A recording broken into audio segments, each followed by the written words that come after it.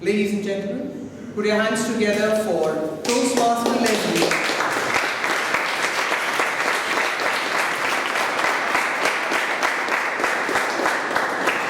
Life as it comes. Toastmaster Leslie, life as it comes. Thank you, Toastmaster Arvind. Mr. Toastmasters, fellow Toastmasters and guests. Life is what happens when you are busy making other plans. I'm sure that a lot of you would have felt it sometime or the other in your life. I will share with you a couple of instances in my life that have made me believe that this statement is true in a really big way. I was born in a lower middle class family, the eldest of 3 boys.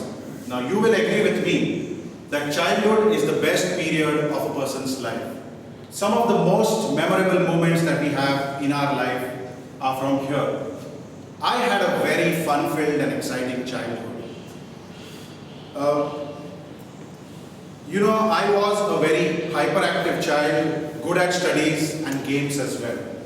I have vivid memories of playing games like Lagori, Chupa Chupi, Dabai Spice, if you may. So, I think the kids of today are somewhere missing out on all the fun that we had as kids because of their focus on the world of smartphones, video games and TV.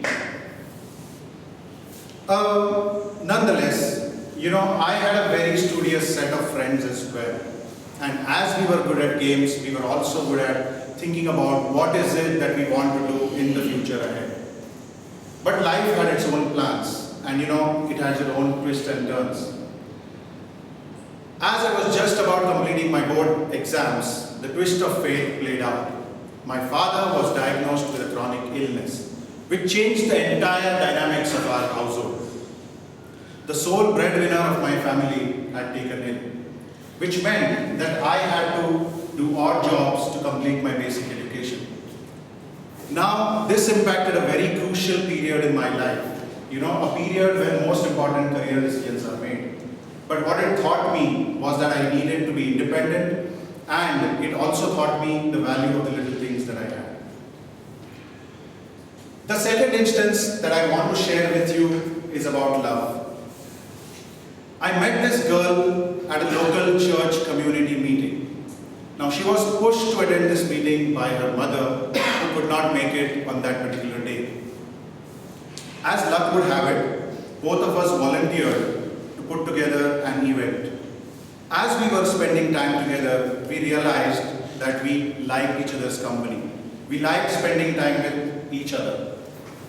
And as it happened in the movies, after numerous meetings and numerous phone calls, we fell in love.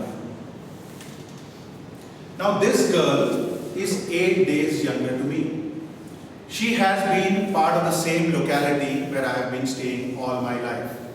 We've had a similar set of friends. We've gone to the same church, got baptized at the same time, received all our sacraments at the same time. In fact, we have also for all our schooling life shared the same school bus. But before that day, we had never interacted with each other. So it was just by chance that this girl stepped into my life. And today, she is my wife and we are happily married for the last 12 years. By the way, her name is Tina, which means it's an acronym for there is no alternative. The third instance that I want to share with you is about my job.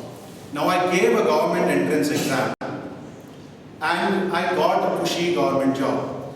They picked me up to play cricket as well. So with cricket and with work, life was really happening for me. I had no reason to complain.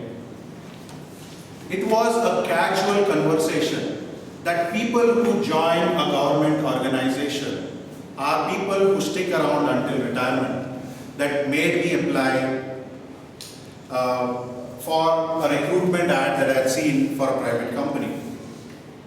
I got to a private job and became one of the very few who leave government jobs to join private firms. At that moment, it looked like as if I had taken the worst decision of my life. But today, when I look back, I've been lucky enough to grow through the ranks. Today, I'm an associate director in the company that I'm a part of.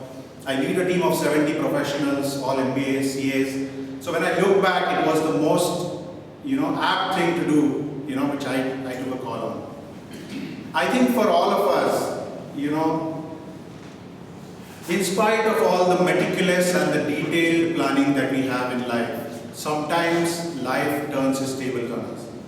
Sometimes there are events that we have no clue of how we are going to manage.